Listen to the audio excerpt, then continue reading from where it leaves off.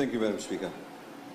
Madam Speaker, Honourable Prime Minister, Leader of the Opposition, with much pleasure and honour, I rise to present to Parliament and all Fijians the national budget for the 2017-2018 fiscal year. Madam Speaker, I do not wish to take up everyone's TV time. As you know, this is all about prime time TV viewing, and I'm sure they're more keen to watch the prime time television shows. So I will cover tonight, Madam Speaker, only the most significant new expenditures and changes in spending, revenue and policy, and those are that of the most interest to the public. Some ministry budgets will not necessarily be mentioned in this address. This is not, of course, a reflection on the importance of those ministries or the value of their work. We will, however, Madam Speaker, distribute a series of fact sheets to the media and the public that give specific details of the expenditure and revenue measures. These fact sheets, Madam Speaker, will be distributed next weekend in a packet in the Fiji Sun. As such, the budget details will also be published on our website at www.economy.gov.fj.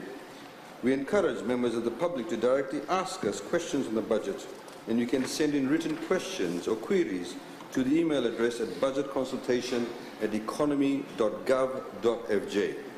We will also, Madam Speaker, be holding roadshows and making appearances on radio and television to inform and encourage our fellow Fijians to understand how their government is managing the economy and the programs that have been and are to be implemented. Madam Speaker, as a government, our focus has always been to empower Fijians, raise our productivity capacity and unlock our true potential. We have worked to make our nation more inclusive. We ensure that all Fijians share in our prosperity, to empower those on the margins of society, our youth, our women, disabled persons, senior citizens and every Fijian. We believe, Madam Speaker, that economic empowerment is imperative, not just to uplift individuals and help them succeed. It is the way to build a vigorous economy and a vigorous democracy for the long term. People must have a real stake in the economy. They must believe that their hard work and sacrifice will be rewarded. And they must know that the lives of the children and the children's children will be much better in several tomorrows. Madam Speaker, our policies over the past few years have transformed our economy. We have been consistent, transparent, stable and true to our word, and that consistency has paid off, Madam Speaker. Our economy is stronger than it has ever been.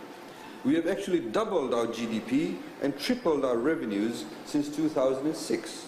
Foreign reserves are at levels we have never seen before.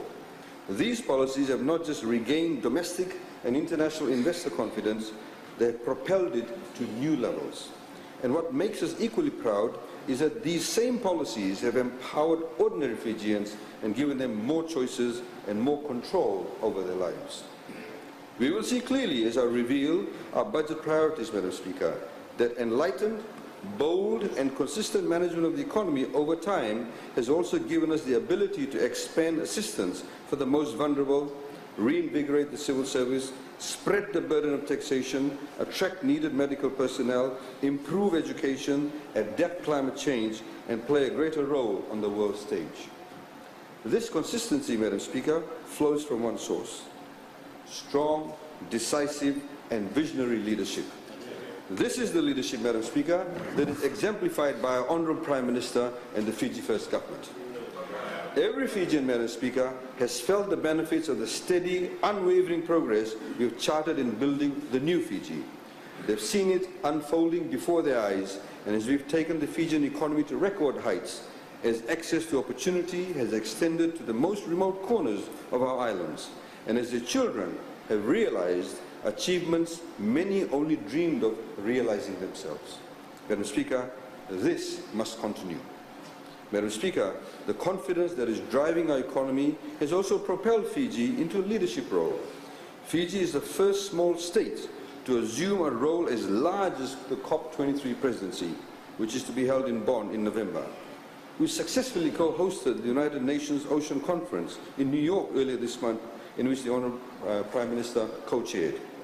We will host the Asia Pacific Broadcasting Union Annual General Meeting next year, and the Asian Development Bank Annual Meeting in 2019, the Commonwealth Education Ministers Meeting, and the pre-COP meetings, to name only some. We are a government that adheres to international standards and seeks international cooperation. Our eager endorsement of these conventions and adoption of international standards gives confidence to investors and other governments and helps us improve our economy. It creates jobs and opportunities for ordinary Fijians. Madam Speaker. Order. A budget speech, unlike other speeches, is a delivery of a pre-printed statement, and interjections are inappropriate at this stage. Thank you. Madam Speaker, we must dust off the cobwebs that have accumulated over many decades of uninspired management that view the national budget as a yearly exercise to simply allocate money, not as a part of a long-term strategic plan to drive us into the future. For decades, our budgeting was not inspired by development plans. It was not a vehicle to achieve a long-term vision. It was not based on a philosophy of freedom, pragmatism, equality, compassion, and sound economic management. Today, it is all of those things, Madam Speaker. And Madam Speaker, we've been working diligently to consult with experts and the public on the 5-year and 20-year development plans. These development plans have only just been climate sensitized by the World Resources Institute and will be launched this August by the Honourable Prime Minister. An important part of this long-term vision is to steadily remove any legal impediments that affect our economic development or stifle an individual's ability to establish and build a business, take an idea to the marketplace, or simply participate meaningfully in the economy. This is one of the objectives embodied in the details of this budget. But while we want to get rid of unnecessary impediments, we also need to ensure there is greater compliance with those laws and regulations that are necessary for fairness and accountability and to remove corruption.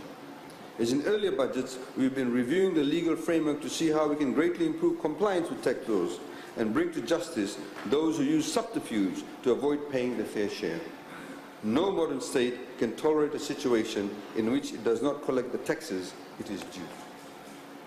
Madam Speaker, with growth predicted at 3.8% in 2017, the policies of the Fiji First Government have given the economy an unprecedented 8 consecutive years of economic growth. And with the economy projected to grow by another 3% and 2.9% in 2018 and 2019 respectively, we will have 10 years of growth, Madam Speaker. 10 years, Madam Speaker, a full decade, unheard of in Fijian history. This means, Madam Speaker, that our economy has almost doubled in 8 years. This means more jobs, higher incomes, and a better standard of living. Importantly, economists and other experts from around the world and rating agencies like Moody's and the World Bank attest that our debt is sustainable and that this prosperity has been shared. Growth has not just benefited the few. Fiji's rising economic tide is indeed lifting all boats. Madam Speaker, no country can exist in isolation in this globalized world. We are all interconnected. Our trade flows have been increasing and the services sector, led by tourism, is flourishing. Foreign reserves are at an all-time high, $2.287 billion as of last week, sufficient to cover 5.7 months of imports. When we compare this to foreign reserves of just around $515 million at the end of 2006. Inflation has also stabilized, with year-end inflation forecasted at 3%. I say again, Madam Speaker, it is clear that we are doing it right. Madam Speaker, as we prepared the budget, we held numerous public meetings throughout the country and in 11 major towns with hundreds of students from many high schools and 5 university campuses. We met with private sector in 3 divisions, including bus operators, commercial banks, insurance companies, supermarkets, and others. We held 2 separate meetings with people with disabilities. And of course, we consulted all the ministries, including the respective ministers and their permanent secretaries, to hear from the people who carry out these programs. Madam Speaker, this was a build-up from the previous year's consultations, but we expanded our coverage because of the high participation and the enthusiasm shown last year. We also received many written submissions from the public.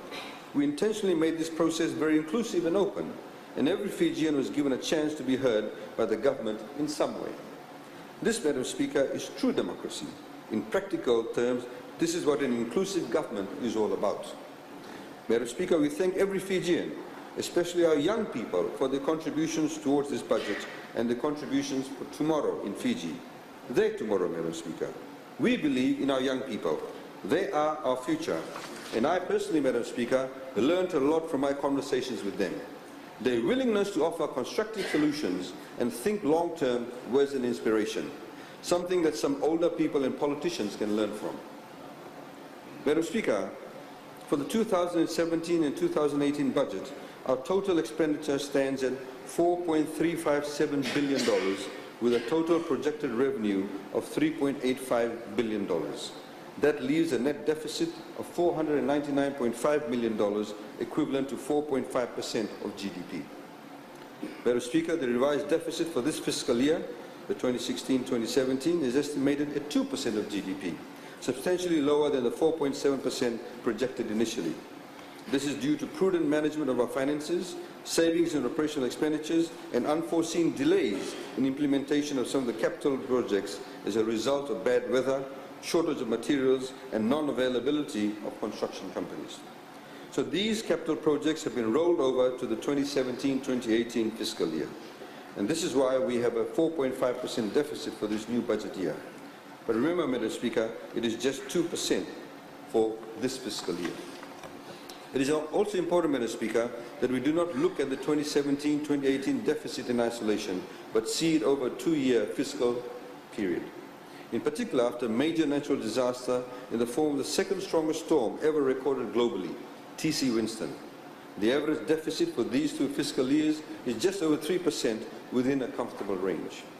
So the Fiji First Government, Madam Speaker, is committed to maintaining the current sustainable debt trajectory. Government debt is projected at 47.5% of GDP as of July 2018, much lower than we had projected in the last budget. As we announced last year, Madam Speaker, we have a lot of work ahead of us because we cannot simply replace what we have. Our schools have to be better and safer. We learned after Cyclone Winston that 96% of the schools that were to be rebuilt did not even have architectural plans. They did not comply with building codes. They did not have any engineering designs. And these are the buildings where we send our children to spend an entire day, 5 days a week. It was a disgrace. Madam Speaker, Fijians don't need to be reminded that climate change costs us dearly. T.C. Winston was a slap in our face that still stings. Some of us tragically lost loved ones, our houses, crops or livestock. Children lost days of school, and nearly everyone in the affected areas went days without electricity, transport or water supply. Winston has made it clear that we will need substantial additional financial resources to cope with the effects of and the need to adapt to climate change and natural disasters. Madam Speaker, while we are working towards this, we are also going to mobilize our domestic resources for climate adaptation measures and protecting our environment. In the new fiscal year, Madam Speaker, we intend to issue $100 million worth of green bonds for the first time as part of our total budget financing requirements. The bonds will be specifically targeted towards projects that qualify under green finance. The Ministry of Economy is working with the Reserve Bank of Fiji and the International Finance Corporation to launch these bonds with green bond certification before the COP23 meeting.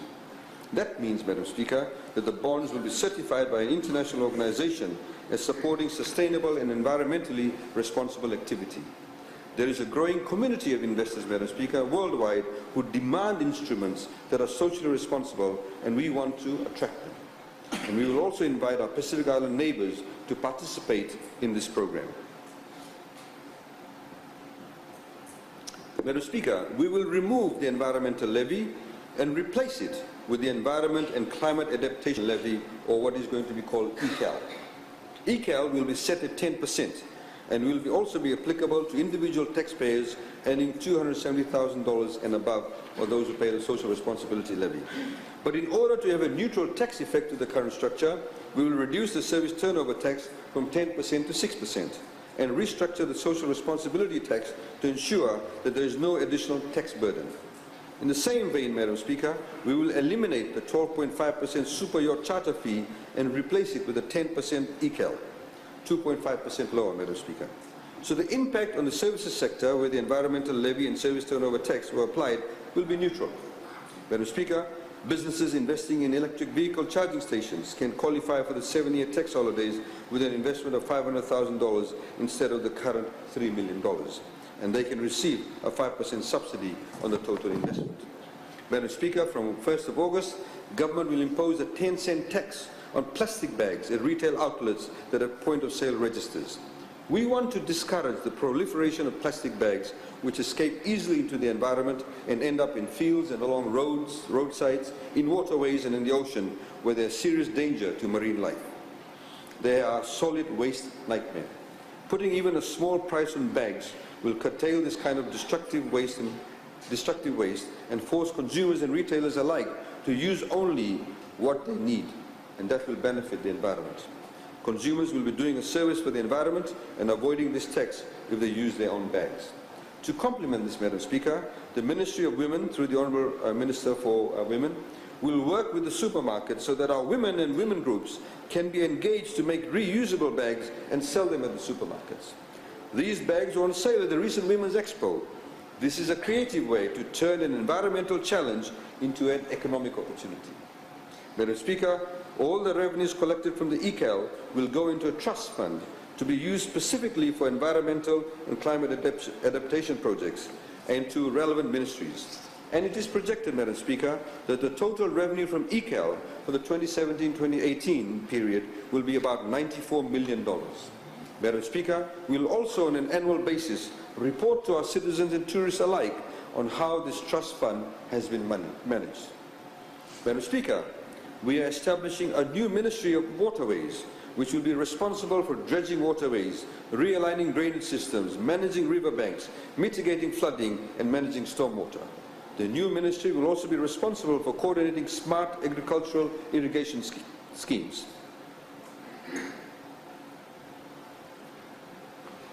Many of our waterways flood frequently, not just the river mouth, but upstream and beyond. This flooding inundates towns and makes roads and our highways impassable. We see floods as an act of God, but often they're the direct result of human activity and human negligence. Heavy silting is the result of decades of neglect, illegal developments, land degradation, and changing weather patterns. And we are experiencing excessive flooding because these waterways have not been dredged or maintained for years. The Land and Water Resource Management Division within the Ministry of Agriculture will now be transferred to this new ministry, and the Honourable Prime Minister will soon announce the appointment of the new minister. We'll also do away with the very cumbersome bureaucratic process of drainage boards. Madam Speaker, Government has allocated $24.2 million in this budget for the functioning of this ministry, and we're also having discussions with the Green Climate Fund, which is keen to provide funding. However, Madam Speaker, we need more than funding to fix our waterways. We also need technical expertise, and in this context, we've had discussions with the Global Green Growth Institute also. Madam Speaker, Government is also going to tackle head-on the issue of flooding in Nandi. Nandi is Fiji's gateway to the world. It is the fastest growing urban centre and soon to be declared a city, and flooding is a major problem. The feasibility study report on the Nandi River, sponsored by the Japanese government, estimates the cost at $385 million over a 3-year period to widen and rehabilitate the Nandi River, including building infrastructures like levees and 3 bridges. The design and environmental study needed to begin the project will commence shortly, and indeed the tender was advertised this Tuesday. Government has allocated $10 million for the study and has been working closely with the Asian Development Bank to access funding from the Green Climate Fund for this project. We also have to add, Madam Speaker, that the Japanese government has also offered us a soft loan for this project. Madam Speaker, we are now also going to merge the functions and the budgets of the National Disaster Management Office and the Department of Meteorological Services under a new ministry, the Ministry of Natural Disaster Management and Meteorological Services, with a total budget of $15.2 million. Madam Speaker, Government is also partnering with the Global Green Growth Institute to explore the options for transitioning the islands of Taveuni and Ovalau to electricity generation that is 100% renewable. The Korean International Cooperation Agency, KOICA, has shown interest to finance this project.